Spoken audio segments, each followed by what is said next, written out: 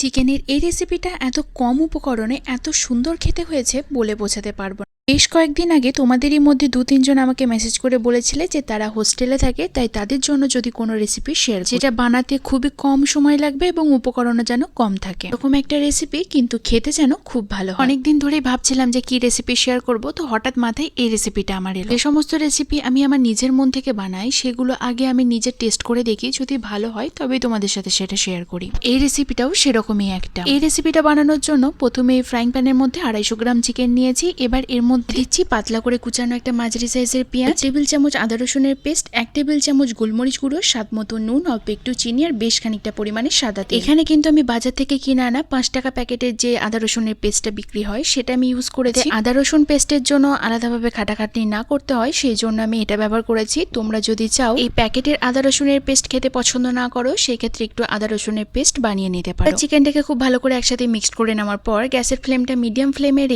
রেখে দিচ্ছি 3 মিনিটের জন্য। 3 মিনিট পর ঢাকাটা খুলে চিকেনটাকে একটু নেড়ে নিচ্ছি, তলাটা ধরে না যায় সেদিকে একটু খেয়াল রাখতে হবে। এখানে আমি একটু বেশি পরিমাণে সাদা তেল দিয়েছি, তোমরা চাইলে একটু কমও দিতে পারো। আবারও 5 মিনিটের জন্য একদম লো ফ্লেমে চিকেনটাকে ঢাকা দিয়ে রেখে দিয়েছি। 5 মিনিট পর ঢাকা খুলতে দেখা যাবে চিকেনটা থেকে বেশ ভালোভাবে জল ছেড়ে দিয়েছে, চিকেনটা প্রায় 80% সেদ্ধ হয়ে গিয়েছে। অন্যদিকে 1 কাপ জলের মধ্যে নিচ্ছি 2 চামচ গুঁড়ো দুধ। এই জলটা কিন্তু আমি গরম জল ব্যবহার করেছি। এবার এই গুঁড়ো দুধটা জলের সাথে খুব ভালো করে মিক্সড করে দিলাম। এই গুঁড়ো দুধের জন্য এর ফ্লেভারটা কিন্তু বেশ অন্য রকমেরই হয়। একটু রিচ ফ্লেভার আনার জন্য আমি এই দুধের মধ্যে 3-4 ফোঁটা মিঠা আতর দিয়ে খুব ভালো করে মিক্সড করে দিলাম। এদিকে তো চিকেনটা মোটামুটি প্রায় সেদ্ধ হয়ে গিয়েছে, আর এই সময় কিন্তু গ্যাসের ফ্লেমটা লো ফ্লেমেই আছে। এবার এর মধ্যে দুধটা দেওয়ার পর সবকিছু খুব ভালো করে একসাথে মিক্সড করে নিচ্ছি। এই লো ফ্লেমে 3 থেকে 4 মিনিটের জন্য খুব ভালো করে ফুটিয়ে নেব। একটা কথা বলি, আমি এখানে আলাদা করে কোনো কাঁচা লঙ্কা বা লঙ্কা গুঁড়ো ব্যবহার করিনি, কিন্তু গোলমরিচ গুঁড়োটা অনেকটা পরিমাণে দিয়েছি এবং গোলমরিচের নিজস্ব একটা ঝাল আছে। তোমরা যদি একটু বেশি ঝাল খেতে চাও সেক্ষেত্রে এই সময় এর মধ্যে একটু কাঁচা লঙ্কা বা লঙ্কার গুঁড়ো অ্যাড করতে পারো। তোমাদের যদি একটু বেশি পরিমাণে গ্রেভির দরকার পড়ে সেই ক্ষেত্রে এর মধ্যে একটু গরম জল অ্যাড করতেই পারো। যাই হোক, গ্রেভিটা ফুটতে ফুটতে তো গ্রেভিটা অনেকটাই ঘন হয়ে গিয়েছে এবং চিকেনটা খুব ভালোভাবে সেদ্ধ হয়ে গিয়েছে। ভীষণ সুন্দর একটা গন্ধ, আর এই গন্ধেই মোটামুটি খিদে দ্বিগুণ হয়ে যাবে।